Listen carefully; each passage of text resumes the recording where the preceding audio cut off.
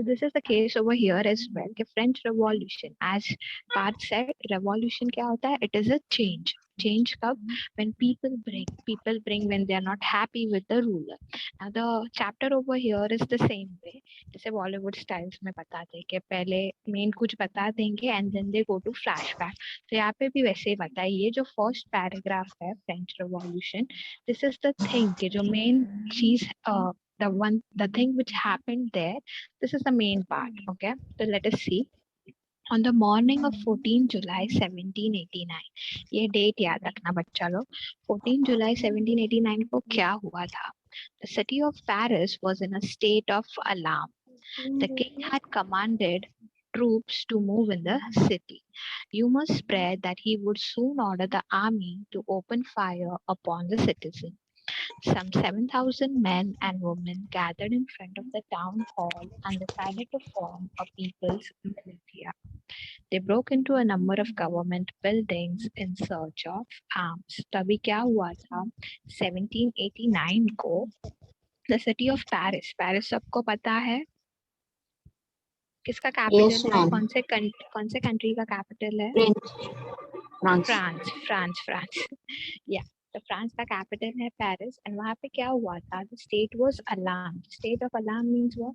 Paris was in a state of alarm means that people were मतलब people were in the forefront. अभी क्यों forefront में थे? तो जो वहाँ का जो किंग था उन्होंने कमांड किया था ट्रूप्स को कि you need to go into that city, कि आपको पेरिस में जाना है. एंड र्यूमर्स ऐसे फैले हुए थे दैट ये जो किंग है उन्होंने ओपन फायर करने को बोला है सिटीजन पे. Now if you are a citizen and you get rumours कि आपके जो किंग है उन्होंने ओपन फायर करने बोला है तो you would go against the king, right? तो वहाँ के बच्चे, वहाँ के लोगों ने, वहाँ के सिटीजन्स ने भी वही किया. They went against the king. Just give me 1 minute. Yeah, so they went against the citizen. कितने लोग थे? Some 7,000 men and women gathered in front of the town hall and decided to form a people's militia. What do you mean by militia? It can be a group, okay? 7,000 लोगों का group form हो गया and they went against the king. They broke into a number of government buildings in search of arms. अभी कैसे था? उनको क्या humour मिला कि किंग ने अपने आर्मी को भेजा है ओपन फायर करने के लिए, बराबर? तो उनको अभी आर्म्स चाहिए था. सोल्जर्स आएंगे आर्म्स लेके, वो खाली खड़े रह के तो कुछ कर नहीं पाएंगे, right? So they were searching for arms कि उनको लगा कि हम गवर्नमेंट बिल्डिंग्स में घुस जाते हैं, वहां पे मारपीट करते हैं, क्योंकि गवर्नमेंट बिल्डिंग्स कैसा होता है? गवर्नमेंट बिल्डिंग्स है तो दे माइट हैव आर्म्स या weapons. So that is why they went into government building in search of arms so that they can fight against the soldiers which were being ordered by the king to go into that city. समझा first paragraph? Easy? Yes, ma'am. Okay. Finally, a group of several hundred people marched towards the eastern part of the city and stormed the fortress prison, the Bastille, where they have hoped to find hoarded ammunition. Okay, तो अभी उन्होंने क्या किया? Bastille जो fort था वो king का था, राइट? तो उन्होंने किंग के फोर्ट में ये किया, उधर जाके they started gathering over there. क्यों? अब एक ऐसे होता है ना कि समझो किंग पे तो गुस्सा निकाल नहीं सकते, तो किंग का फोर्ट ही है उसके ऊपर गुस्सा निकाल देंगे, वैसा.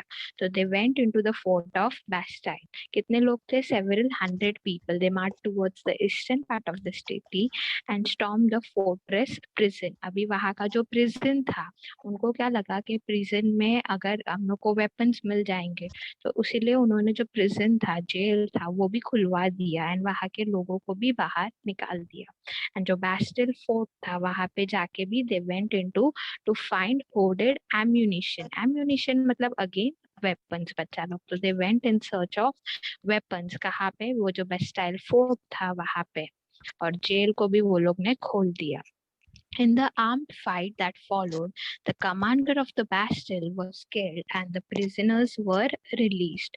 Okay, मैंने जैसे पहले बोला कि जो जेल था उसको वो लोग ने खोल दिया, तो जेल में कितने prisoners थे वो सारे रिलीज कर दिए थे. कितने थे? Though they were only 7 of them. कि उसमें इतने कुछ नहीं, बट खाली 7 प्रिजनर थे, बट वो सारे 7 को उन्होंने बाहर निकाल दिया। एंड उस टाइम पे ये फाइट में बेस्टाइल का जो मेन कमांडर था, even he was killed. Yet the Bastille was hated by all because it stood for the despotic power of the king. But लोगों को गुस्सा था ही बस्टाइल फोर्ट पे। क्यों गुस्सा था? बिकॉज वो किंग का फोर्ट था एंड उनको किंग के ऊपर गुस्सा था, तो किंग का जो फोर्ट रहेगा उसके ऊपर भी गुस्सा आएगा ही उनको वैसा।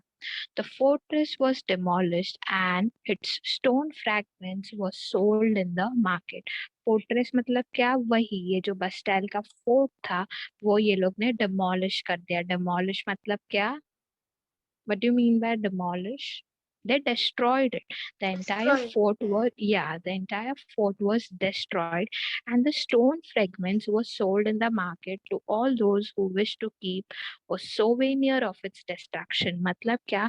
कि जो सारे stones मिले ना, जब आप फोर्ट डिस्ट्रॉय करते हो तो आपको क्या मिलता है? ईट मिलती है, स्टोन्स जिससे बनाया होता है फोर्ट। तो वो सारे फोर्ट को वो लोग ने मार्केट्स में सोल्ड किया। क्यों सोल्ड किया? ऐसे नहीं कि उससे पैसा मिलेगा और फिर उससे वो लोग वेपन्स खरीदेंगे, वैसा नहीं, बट एक ऐसा कि जिसको to keep a souvenir of its destruction. What do you mean by souvenir? Souvenir मतलब क्या? कि एक यादगिरी, ऐसा कि ये फोर्ट था, ये डिस्ट्रॉय किया था और इसका स्टोन हमारे पास है। तो ऐसे एक यादगिरी अगर किसको रखना होगा तो डिस्ट्रैक्शन के वो फोर्ट का, तो वो पत्थर रख सकता है वैसा। So that was the main M. मतलब लोगों के मन में किंग के लिए इतना एंगर था कि they destroyed his fort, they went against him वैसा। The days that followed saw more rioting both in Paris and the countryside. Most people were protesting against the high price of bread. अभी क्या हो रहा था कि लोगों के मन में और गुस्सा आने लगा। Why?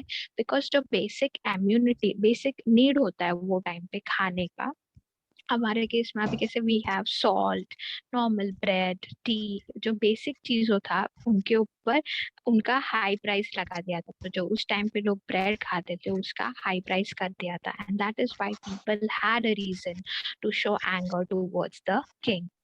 Much later, when historians looked back upon this time, they saw it as the beginning of a chain of events that ultimately led to the execution of the king in France. Though most people at the time did not anticipate this outcome, how and why did this happen? तो अब जब अभी लोग जब इसको पीछे देखते हैं ना, तो they knew that this is the beginning of a revolution, कि ये तो सिर्फ एक beginning है, आगे बहुत कुछ होने वाला है। And at that time most people had the anger against the king. Okay, वो king के आगे सबको गुस्सा था। तो most people at the time did not anticipate this outcome. ऐसे नहीं था, हम लोग ने ऊपर देखा, there were only some 7,000 men and women, not more of them, right? तो ज्यादा लोगों ने इसमें पार्ट लिया नहीं था।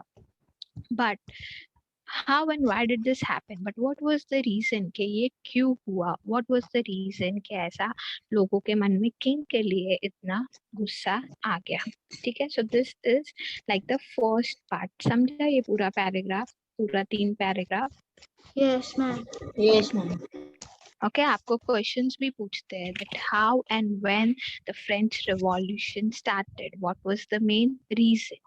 तो ये एक ऐसा आप बता सकते हो, ठीक है? तो anyone who can give me a short summary कि हम लोग ने ये 3 पैराग्राफ में क्या देखा? Wait, I'll ask. Daksh, you give me. तीनों पैराग्राफ में short summary what we got to know in this 3 paragraph. Yes. Uh, I'll make the screen visible थोड़ा बड़ा तो आपको समझेगा. Yes. First, there was a rumor that the king is going to kill everyone, Yeah. and then But main क्या था? उसने कहा king never see that was a humor, right? King का main motto क्या था? उसने सिर्फ commanders को वहाँ पे move in किया था. They just sent the commanders to that city. But ऐसे humors आ रहे थे, ठीक है? Okay, next. फिर yes, the then they yes, destroyed. destroyed the fortress कौन सा and फोर्ट? बस्टाइल फोर्ट जो किंग का था, right? They destroyed the Bastille fort which was of king.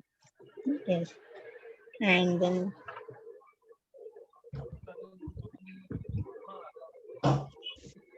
फिर क्या था? बेसिक एम्यूनिटी जो ब्रेड था उसका they प्राइस भी. didn't have any money to buy the bread, but they had paid for the bricks to kill the king.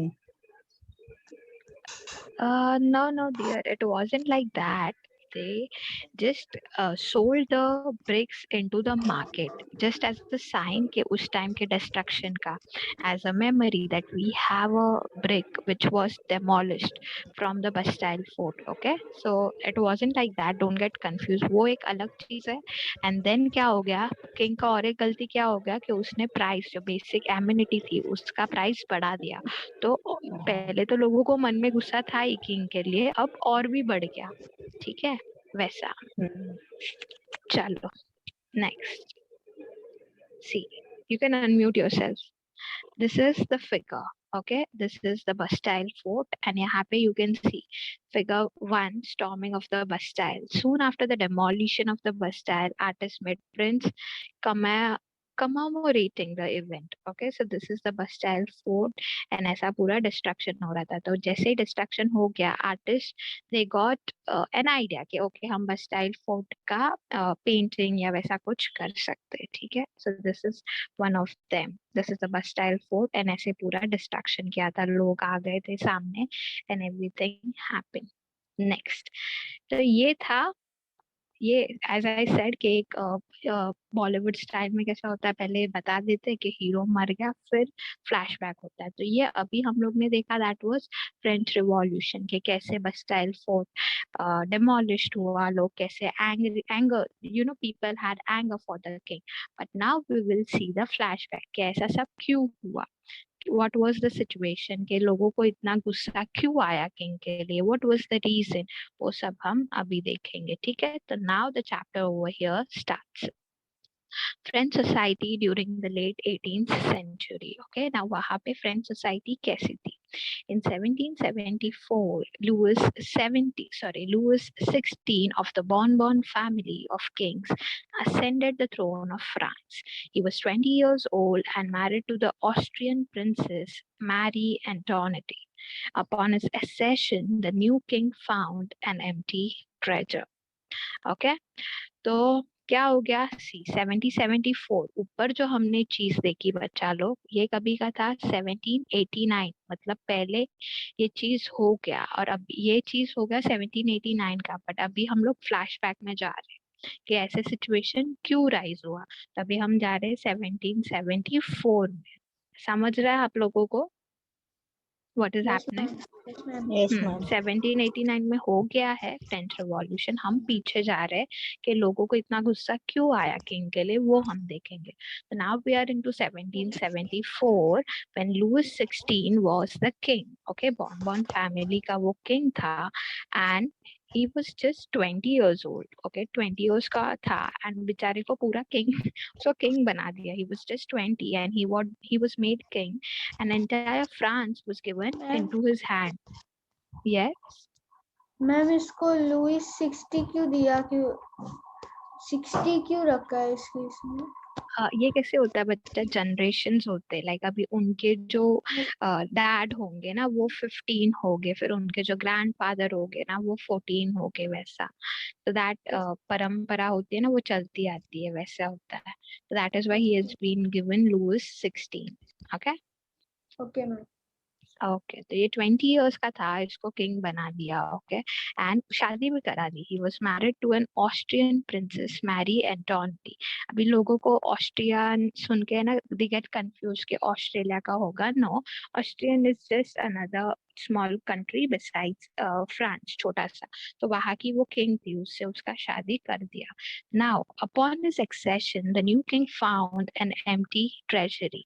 Long years ago of war had drained the financial resources of France. अभी जब वो king बना, तो एक होता है ना महल, you see in movies, right, that they had that राजकोष, मतलब एक ऐसा पेटी टाइप्स रहता है जिसमें सब पैसा होता है, उनका सब ट्रेजर होता है.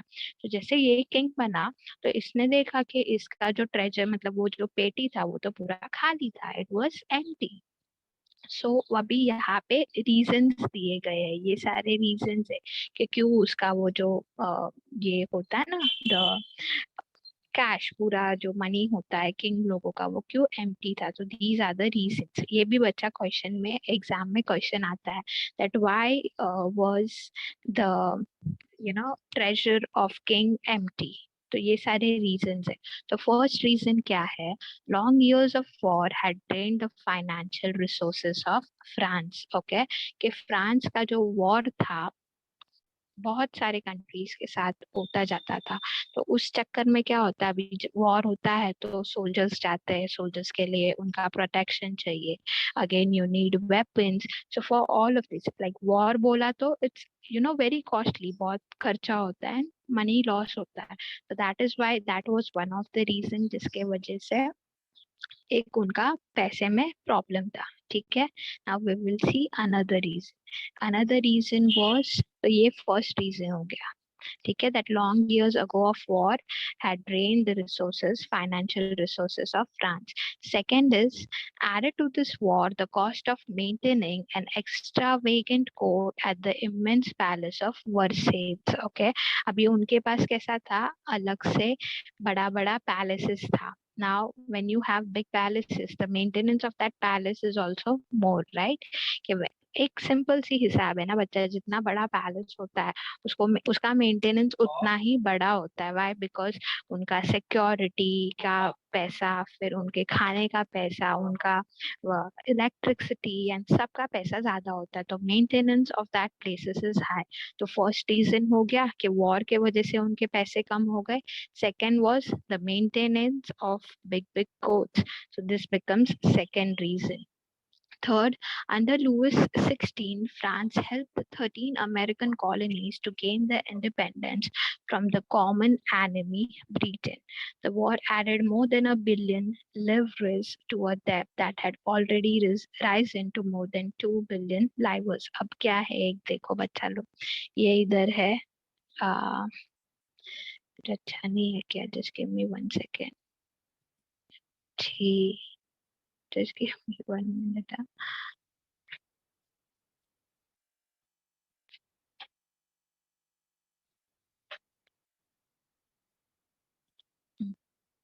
समझो,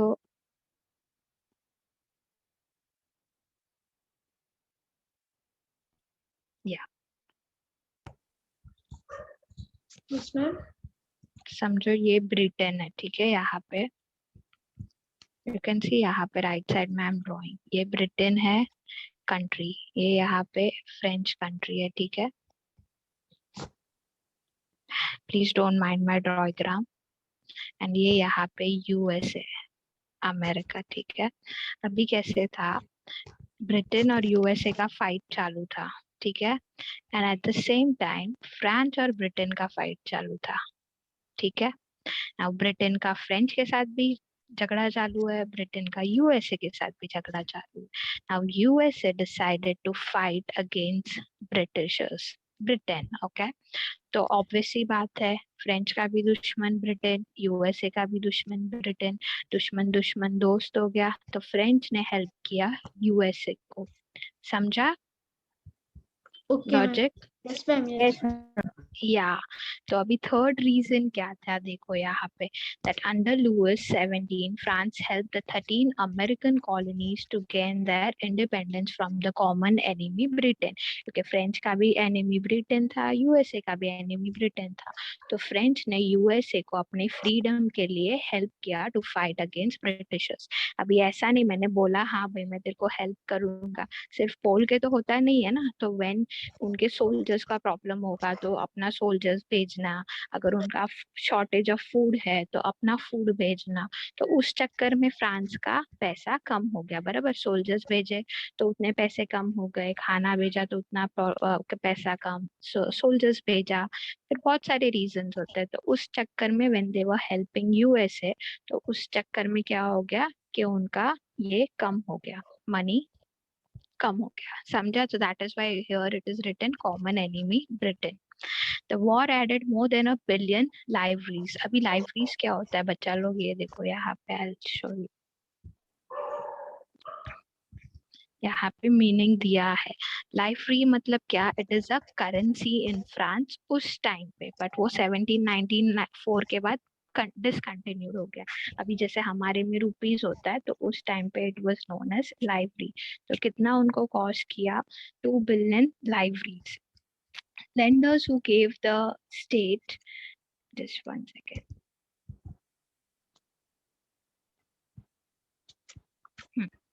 The war added more than 1 billion libraries to a debt that has already risen to more than 2 billion libraries. अभी फ्रेंच दूसरे कंट्रीज को हेल्प कर रहा था, तो उसने क्या लिया था, लोन लिया था। तो वो लोन पे, डेप्ट इज अगेन अ लोन, तो उसने लोन लिया था, उसमें ऑलरेडी पैसा बढ़ता जा रहा था। वैसे lenders who gave the state credit now began to charge 10% interest on loans, कि अभी आपने लोन लिया पर आपको महीने में इंटरेस्ट भी भरना पड़ता है, तो वो इंटरेस्ट भी 10% पड़ रहा था। तो इसी में सब फ्रांस का पैसा कम हो रहा था। So the French government was obliged to spend an increasing percent of its budget on interest payments alone. Okay, तो उनका 10% मतलब ऑलमोस्ट उनका पैसा कहाँ पे जा रहा था, ये जो लोन लिया था उसका इंटरेस्ट भरने में। To meet its regular expense, such as cost of maintaining an army, the court, running government officers, or universities, the state was forced to increase taxes.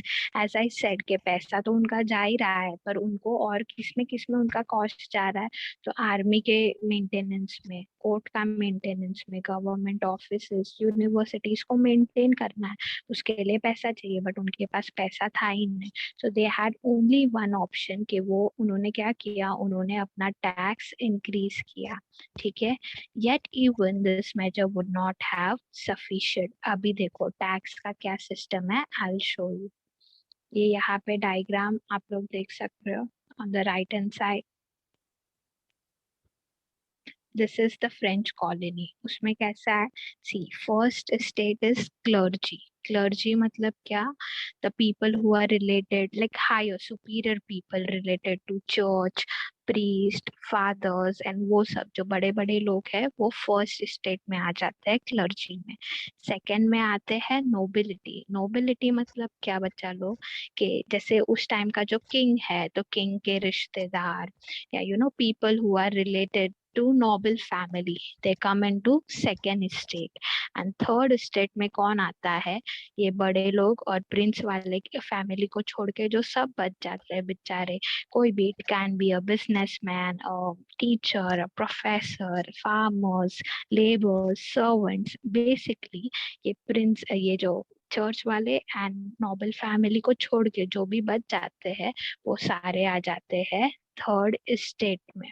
So it includes big businessmen, merchant courts, official lawyers, peasants, small peasant landlords, labour servants, etc.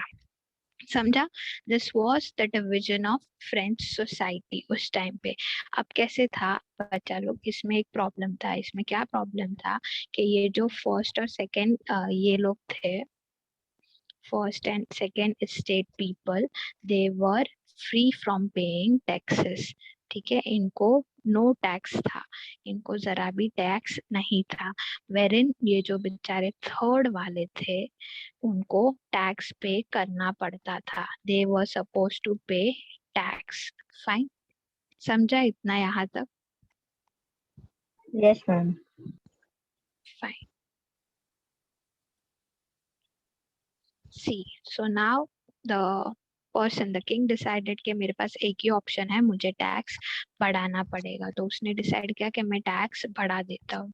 But even that was not sufficient. यहाँ पे लिखा है देखो, that yet even this measure would not have sufficient. क्यों? Because French society in the 18th century was divided into three estates and only members of the third estate paid tax. जो मैंने आपको बताया कि 3 पार्ट में divided था and खाली third जो लोग थे नीचे वाले बिग बिजनेसमैन, लॉयर्स, पीसेंट, सिर्फ वही लोग टैक्स पे करते थे.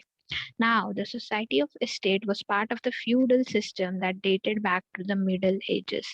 The term old regime is usually used to describe the society and institution of France before 1789. तो ये जो 3 पार्ट है ना, इसको क्या बोलते हैं? Old regime.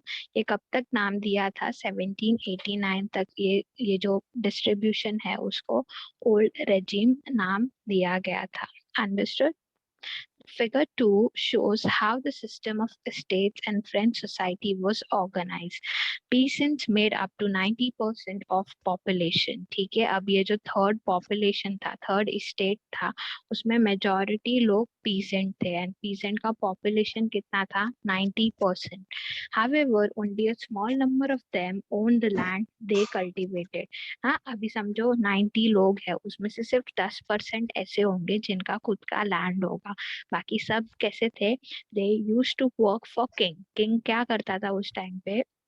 खुद के लैंड होते थे. किंग है तो उसके पास बहुत सारा लैंड होता था, तो वो क्या करता था? ये पीसेंट फार्मर्स लोगों को बुलाता था, उनको बोलता था कि आप मेरे फार्म पे कल्टीवेट करो एंड जो भी प्रोडक्शन होता है वो 95% मुझे दे दो एंड 5% खाली वो उनको रखवाता था. तो ऐसे किंग उस टाइम पे पीसेंट्स और फार्मर्स को लूटते थे. अब इसमें कैसे होता था? There were many few of them जिनका खुद का लैंड था, बाकी सब लोग किंग के लिए काम करते थे. बच्चा लोग 10 मिनट्स में खत्म होगा तो ये करना, ज्वाइन करना. समझा? तो यहाँ पे वही दिया है देखो, only a small number of them own the land they cultivated. About 60% of the land was owned by hello. Yeah. About 60% of the land was owned by nobles, the church, and other richer men of the third estate. The members of the first two estate, that is the clergy and the nobility, enjoyed certain privileges by birth. As I said you all, कि जो 60% land था वो किसका था? Church, मतलब जो हम लोग ने फर्स्ट estate देखा वो, और सेकेंड estate जो nobles का था वो, उनके ही land होते थे most of the times. And the member of first two estate, that is clergy and nobility, they were free from paying taxes. They had certain privileges from birth. कि उनको कैसे था कि ठीक है, they belong to noble family, so they have certain privileges that they are not supposed to pay the taxes. So that privileges was there with them from right from their birth. ऐसा. तो ये एक law था कि जो अगर समझो मैं नोबल फैमिली में बॉर्न हुई हूँ तो मैं टैक्स पे नहीं करूंगी, वैसा. The most important of these was exemption from paying taxes to the state. As I said you all, these first two estates, they were not supposed to pay the tax.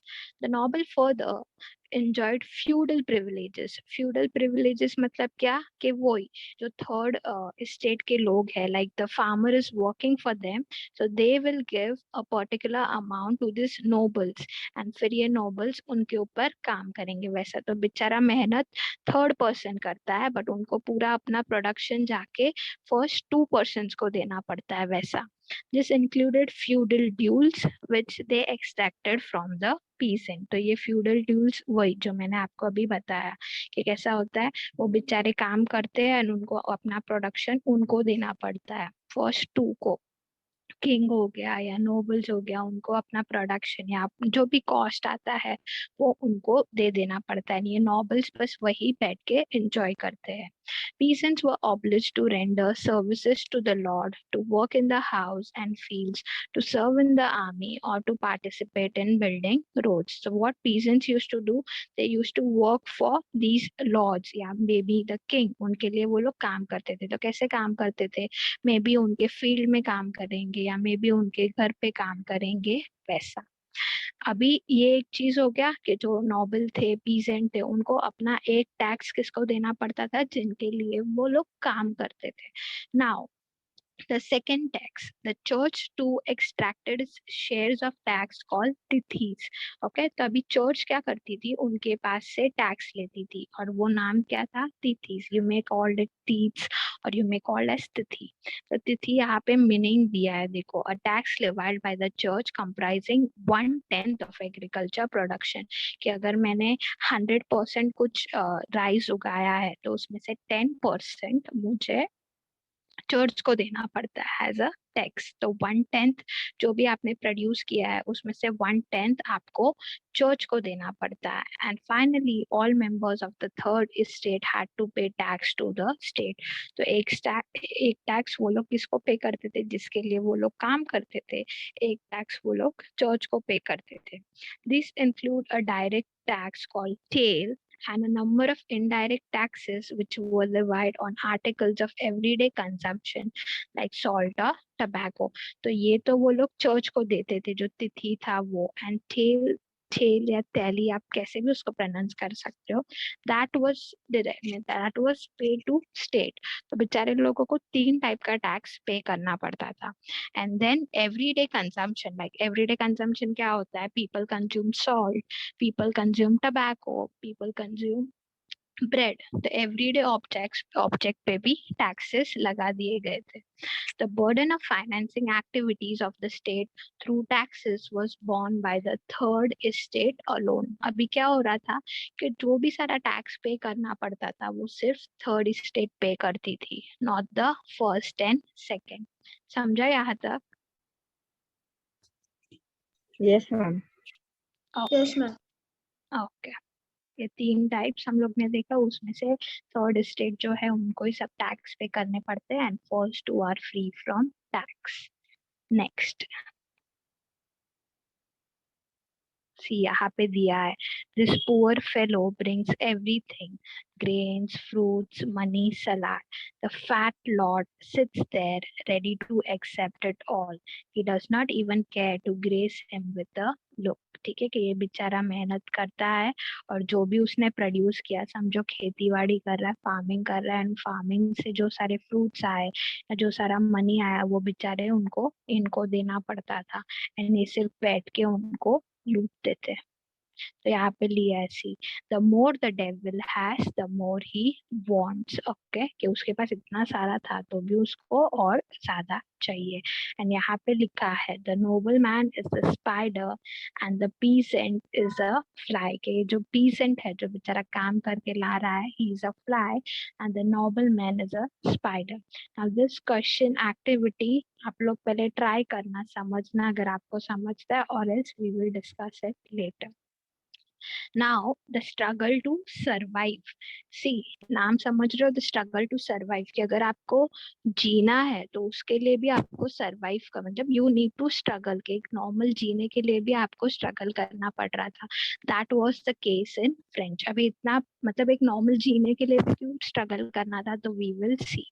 The population of France rose from about 23 million in 1715 to 28 million in 1789. Okay, कि पहले 1750 में 23 million था, but अभी it is 28 million 1789 में. So now this led to a rapid increase in demand of food grains, right? More the population, more is the demand of food grains. Simple logic, right? अगर आप लोग 4 लोग हो घर पे, so जितना खाना आप 4 लोगों में खाते हैं, suddenly there are 10 to 20 people in your house, so the quantity of food will also increase, right? So that was the case, the population was increasing and therefore the demand of food grains was also increasing. Now production of grains could not keep pace with the demand. Abhi, so the prices of bread, which was the staple diet of majority, rose rapidly. अभी problem क्या आ रहा था बच्चा लोग, कि जो production है और जो डिमांड है उसमें ऊपर नीचे था. Now let us take a small example. Suppose the demand of maybe rice. ना तो अभी का summer season में we have mango. So let us assume कि demand of mango is more, but the production is not that much. तो demand ज़्यादा है and production कम है, तो उसका price ज़्यादा होगा, right? बिकॉज वो अवेलेबिलिटी में कम है. So that was the case कि जो ब्रेड था, जो स्टेपल डाइट था, उसका प्राइस भी ये लोग ने बढ़ा दिया था. एंड अभी क्या हो रहा था, पॉपुलेशन बढ़ रहा था, डिमांड बढ़ रहा था, बट प्रोडक्शन कम था. तो that was the problem. Most workers were employed as laborers in workshop whose owner fixed their wages. ठीक है. तो अभी कैसे था, बेचारे जो हमारे थर्ड सेक्टर के लोग थे, they were working very hard, but the owner, they used to fix their wages. Wages मतलब क्या होता है बच्चा लोग? Anyone, what do you mean by wages?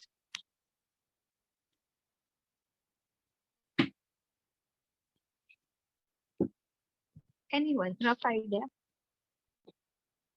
नाम सुना है कभी वेजेस हिस्ट्री में? आप लोगों ने सुना हो? No one? एक रफ assumption.